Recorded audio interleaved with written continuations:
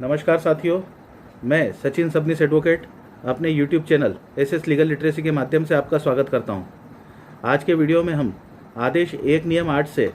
आदेश 1 नियम 13 तक के प्रावधानों को समझेंगे। आदेश 1 नियम 8 में यह बताया गया है कि एक ही हित के सभी व्यक्तियों की ओर से एक व्यक्ति वाद ला सकेगा या प्रतिरक्षा कर सकेगा। मतलब जब बहुत सारे व्यक्ति हैं और उन्हें वाद लाना है या उन्हें प्रतिरक्षा करना है न्यायालय में, तो ये ज़रूरी नहीं तो सभी व्यक्ति जो है कि न्यायालय में उपस्थित हो। वो ऐसी व्यवस्था कर सकते हैं कि उनमें से एक या दो व्यक्ति जो कि मामले के में हितबद्ध है या उनके हित समान है, वह उसे अधिकृत कर सकते हैं कि वे न्यायालय में उनकी ओर से एक प्रतिनिधिक वाद प्रस्तुत करें। मतलब बतौर प्रतिनिधि वो न्यायालय में उपस्थित हो जाए, या जहाँ कई प्रतिवादी है वहाँ एक प्रतिरक्षा के रूप में भी जो है वो न्यायालय में आ सकते हैं, या एक या दो व्यक्ति जो है जिनको कि जो इनका प्रतिनिधित्व करते हैं उनको उसमें पक्षकार बनाकर और उनके खिलाफ भी वाद प्रस्तुत किया जा सकता है। जहाँ पर ऐसी स्थिति बनती है कि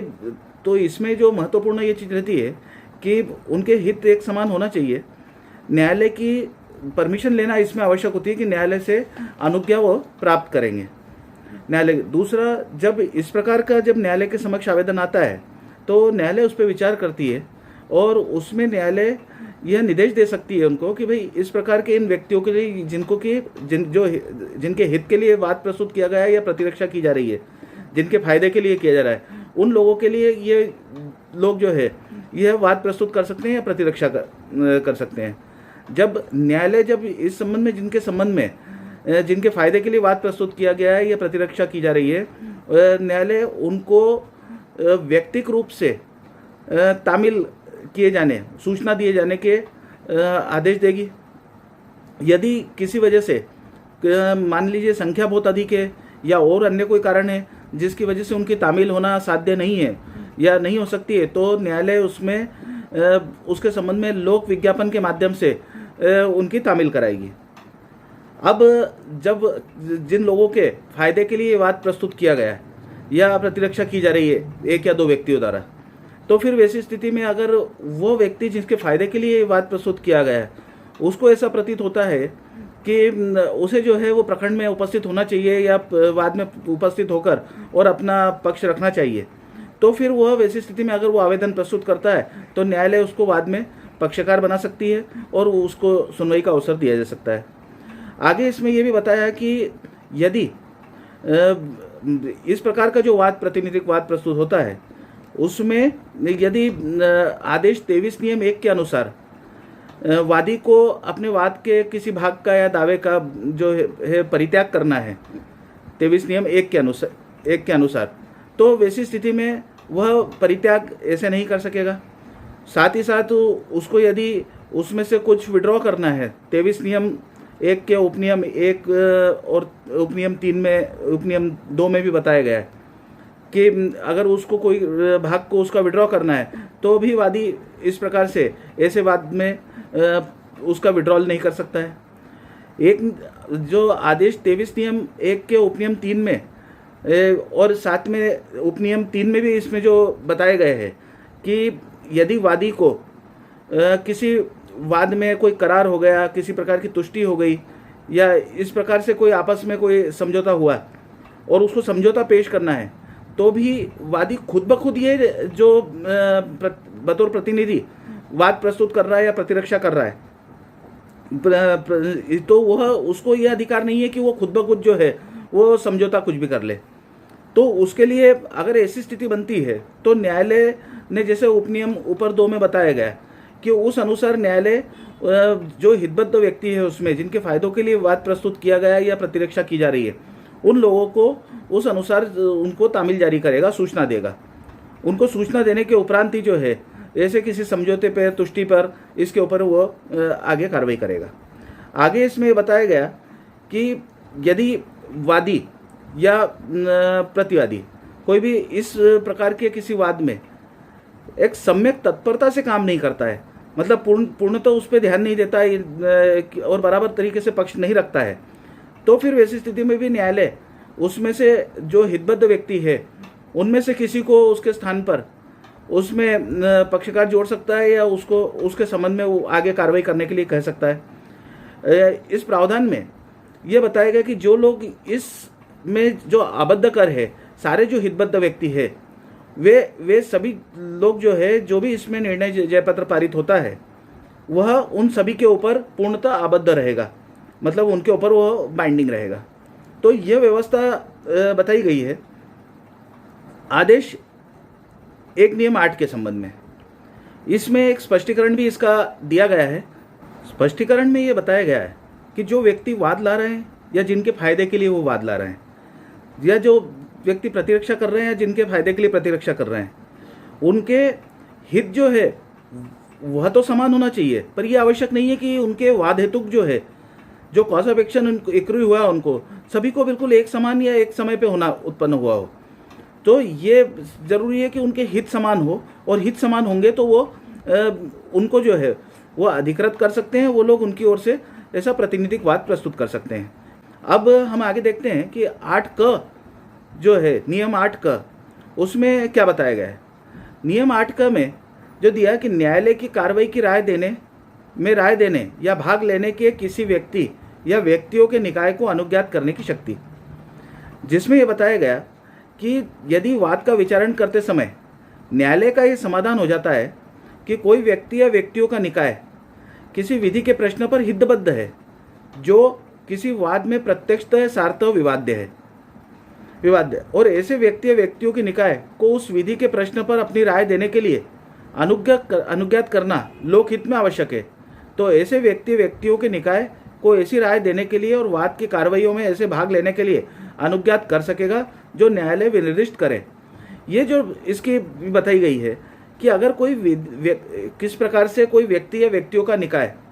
न्यायालय मतलब विचारण चल रहा है, और विचारण चलने के दौरान न्यायालय का ऐसा समाधान होता है कि कोई व्यक्ति है, व्यक्तियों का निकाय है जो किसी विधि के संबंध में जो किसी विवाद्यक पर सार्थः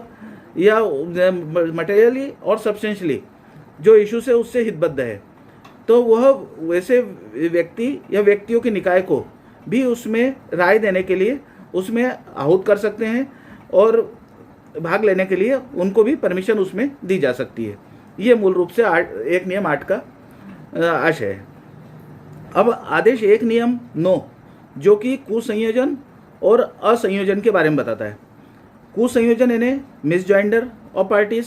और असंयोजन का मतलब हो गया नॉन जॉइंडर ऑफ पार्टीज। हम पहले ये समझते हैं कि कुसंयोजन क्या होता है। तो ऐसे व्यक्ति जिनके की वाद में हित नहीं है, जो न उचित पक्षकार है न आवश्यक पक्षकार है, यदि उनको अनावश्यक प्रकरण में जोड़ लिया जाता है, वाद में जोड़ लिया जाता है, तो ये कहा जाता है कि वाद में कुसंयोजन का दोष है। ऐसे व्यक्ति जो उसमें आवश्यक पक्षकार है, हितबद्ध पक्षकार है, उचित पक्षकार है, यदि उन पक्षकारों को वाद में नहीं जोड़ा जाता है तो ये कहा जाता है कि यहाँ पर असंयोजन का दोष है दावे में। अब उचित पक्षकार और आवश्यक पक्षकार क्या होते हैं? आवश्यक पक्षकार वो होते हैं जिनके अगर उनको वाद में नहीं जोड़ा जाता है तो उनके अनुपस्थिति में कोई प्रभावी निर्णय पारित नहीं किया जा सकता। मतलब अगर किसी व्यक्ति के विरुद्ध ही वाद में सहायता चाहिए और उस व्यक्ति को ही वाद में पक्षकार नहीं बनाया गया है, तो वैसी स्थिति में वह आवश्यक पक्षकार है, और उसके बिना जो है अगर निर्णय पारित किया जाता है तो निर्णय अपने आप में गलत होता है, क्योंकि उसके ऊपर बाइंडिंग नहीं रहेगा। उचित पक्षकार वे है जो उसमें हितबद्ध तो है लेकिन उनके विरुद्ध कोई सहायता नहीं चाहिए गई है, लेकिन उनको सुना जाना चाहिए, ये सब। लेकिन ये स्थिति है कि इसलिए उचित पक्षकार और आवश्यक पक्षकार में थोड़ा डिफरेंस किया है, लेकिन निर्णय पारित उनके अनुपस्थिति में भी किया जा सकता है, वह उचित पक्षकार हो गए। तो यहाँ पर जो आदेश 1 नियम 9 में बताया गया उसमें यह कहा गया कि कोई भी वाद कुसंयोजन या असंयोजन के आधार पर निरस्त नहीं होगा, लेकिन उसमें एक परंतुक दिया गया है, और उस परंतुक में दिया गया है कि आवश्यक पक्षकारों के असंयोजन के दोष के ऊपर ये प्रावधान लागू नहीं होंगे। मतलब अगर आवश्यक पक्षकार को नहीं जोड़ा जाता है तो फिर वैसी स्थिति में उस आधार पर भी वाद निरस्त हो सकता है। आदेश 1 नियम 10 में क्या दिया है कि आदेश 1 नियम 10 में हम जनरली जो वाद न्यायालय में प्रस्तुत करते हैं और उसमें किसी इसमें कोई वादी गलत जुड़ गया, मान के चलें वादी गलत जुड़ गया, प्रतिवादी गलत जुड़ गया, कोर्ट को ऐसा लगता है कि यह गलत जोड़ा गया है, या ऐसा समाधान कोर्ट को होता है आगे चल के कि इसमें एक संदेह की स्थिति है कि इसको गलत जोड़ा गया है। जब आगे कोर्ट इस बात से संतुष्ट होती है कि हाँ इसको गलत जोड़ दिया है, तो या इसके अलावा अन्य व्यक्ति को इसमें जोड़ा जाना चाहिए था, तब जाके कोई प्रभावी न्यायपूर्ण निर्णय पारित हो सकता है। तब न्यायालय इस संबंध में आदेश कर सकती है कि उस व्यक्ति के स्थान पर अन्य व्यक्ति जिसके इसमें प्रभावी निर्णय पारित हो सकता है उसको जोड़ा जाए। इसमें आदेश 1 नियम 10 के उपनियम 2 में भी ये बताया गया। इसमें कहा गया कि कोर्ट में स्ट्राइक आउट और एड पार्टीज, किसी व्यक्ति को गलत जोड़ा है जो उसमें उसके विरुद्ध कोई सहायता नहीं है, या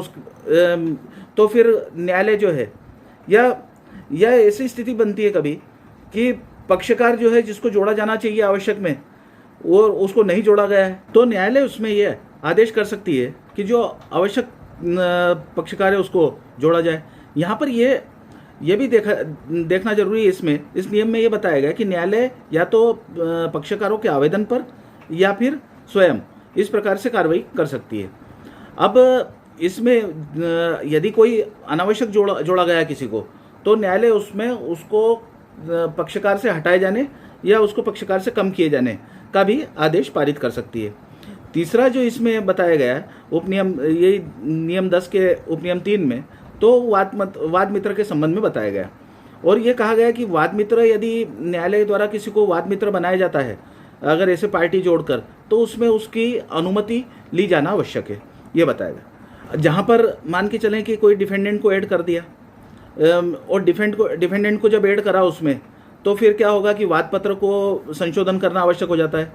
क्योंकि उसमें डिफेंडेंट को ऐड किया गया, उसके संबंध में अभिवचन भी जो भी करना चाहते हैं कोई वो किए जाते हैं। तब फिर न्यायालय वहाँ पर डिफेंडेंट को ऐड करने के बाद उस डिफेंडेंट को उसको वाद पत्र के संशोधित वाद पत्र की उसकी तामील भेजेंगे। न्यायालय अगर को उचित लगता है तो जो पूर्व से प्रतिवादी उसमें ऑलरेडी है उनको भी जो है इस संबंध में तामील भेजी जा सकती है अगर आवश्यक प्रतीत होता है तो इस संबंध में सूचना उनको दी जाएगी। अब लिमिटेशन का जो प्रश्न बनता है कि सब लिमिटेशन ऐसे डिफेंडेंट, तो उसके लिए कब है, तो वो सर्विस ऑफ समन्स जब उसको होंगे, जब उसको तामील प्राप्त होगी, वहीं से उसके कि यहाँ से ये उपस्थित हुआ है, यहाँ से इसको वाद में जोड़ा गया है, वहीं से उसके लिए जो भी मियाद है वह रहेगी। आगे 10 का इसमें जो दिया है कि न्यायालय की उनको संबोधित करने के लिए प्लीडर से अनुरोध करने की शक्ति। जहाँ पर इस प्रकार से कोई वाद है जिसमें कि न्यायालय की किसी विनिश्चय का कोई भी निर्णय पारित करेगी, न्यायालय आदेश देगी, तो उस वाद या कार्रवाई के उसमें जो निर्णय पारित करेगी उसका कोई प्रभाव किसी को ऊपर पड़ने का है या पड़ेगा प्रभाव, तो फिर और उसका कोई प्रतिनिधित्व नहीं किया जा रहा है या उसकी तरफ से कोई उपस्थित नहीं हो रहा है, तो न्यायालय उसके संबंध में जो है वह प्लीडर भी नियुक्त करने का या उससे कि उसका तरफ से पक्ष रखने का भी न्यायालय अनुरोध कर सकती है। आगे नियम 11 में वाद के संचालन के बारे में बताया गया है, जिसमें कहा गया न्यायालय किसी वाद या का संचालन ऐसे व्यक्ति को भी सौंप सकेगा जिसे वह ठीक समझते हैं। मतलब अगर कोई व्यक्ति संचालन करने वाला प्रॉपर नहीं है वाद का, तो न्यायालय जो युक्त प्रतीत होता है उसके अनुसार किसी व्यक्ति को वाद का संचालन करने के लिए कह सकते हैं। नियम 12 में बताया गया कि कई वादियों या प्रतिवादियों में से एक का अन्य के लिए उपसंजात होना, तो ये एक पावर ऑफ अटर्नी वाली स्थिति बताई गई है, जिसमें अगर मान लो कई वादी है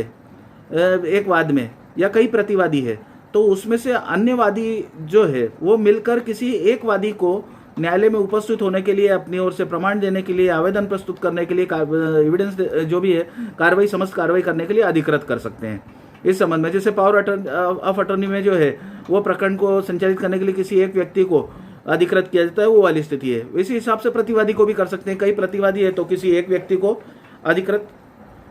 किया जा सकता है। जहां इस प्रकार से वादी या प्रतिवादी किसी को अधिकृत करेंगे तो वह किसी लिखित दस्तावेज जैसा पावर ऑफ अटर्नी आदि होती है उसके माध्यम से अधिकृत करेंगे। उसमें जो व्यक्ति अधिकृत कर रहे हैं वो हस्ताक्षर करेंगे और उस अनुसार अधिकृत किया जाएगा। अब आदेश 1 नियम 13 की जो व्यवस्था है, जिसमें बताया गया कि असंयोजन कुसंयोजन के बारे में आक्षेप कब किया जा सकता है। तो इसमें बताया गया कि सर्वप्रथम यथासंभव सर्वप्रथम अवसर पर, और यथासंभव सर्वप्रथम अवसर को यह बताया गया है कि जब वाद के विवादक की रचना होती है, वाद प्रश्नों की रचना होती है, उस समय या उसके पूर्व किसी समय पर किया जा सकता है। यदि मान के चलें कोई पश्चातवर्ती प्रक्रम पर कोई ऐसी चीज़ें हुई है, बाद में कोई पक्षकार जोड़े गए हैं या कुछ बदलाव किया गया है, तो वैसी स्थिति में अगर कोई बाद में उत्पन्न होता है तो फिर वैसी स्थिति में पश्चातवर्ती इस पर भी उस पर आपत्ति ली जा सकती है, लेकिन युक्त रूप से जो है वह शीघ्रतम अवसर पर उसे करना चाहिए। कुसंयोजन और असंयोजन के संबंध में यदि शीघ्रतम अवसर पर आपत्ति नहीं ली जाती है तो आदेश 1 नियम 13 में यह बताया गया है कि ये मान लिया जाता है कि इस संबंध में आपत्ति नहीं लेना चाहते हैं और वह आपत्ति को जो है वो व्यय कर दिया है, या उसको हम कहते हैं अधित्यक्त कर दिया गया है। तो इसीलिए जो आपत्ति ली जाएगी वो शीघ्रतम अवसर पर ली जाना आवश्यक है। आज हमने आदेश 1 नियम 8 से आदेश 1 नियम 13 तक की व्यवस्था को देखा, समझा। तो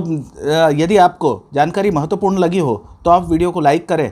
अभी तक आपके द्वारा चैनल को यदि सब्सक्राइब नहीं किया है तो कृपया इसे सब्सक्राइब करें और बेल आइकन भी दबाएं ताकि आपको शीघ्र नोटिफिकेशन प्राप्त हो सके। यदि आपको किसी प्रकार के कोई प्रश्न हो तो आप इसके संबंध में कमेंट बॉक्स में लिख सकते हैं और इस संबंध में पूछ सकते हैं। साथियों, अभी ज्ञात हुआ कि मध्य प्रदेश के मुख्यमंत्री श्री शिवराज सिंह चौहान भी कोरोना से संक्रमित हो गए। मैं निवेदन करना चाहूँगा कि आप सभी लोग भी अपना अपना ध्यान रखें और जितना कम हो सके घर से बाहर निकलें, बिल्कुल आवश्यक हो तभी घर से बाहर निकलें और सोशल डिस्टेंसिंग का पालन करते रहें, और साथ ही साथ नियमित रूप से हाथ धोना एवं सैनिटाइज़र का उपयोग करना वो करते रहें। अपना ध्यान रखें, स्वस्थ रहें, सुखी रहें। जय हिंद।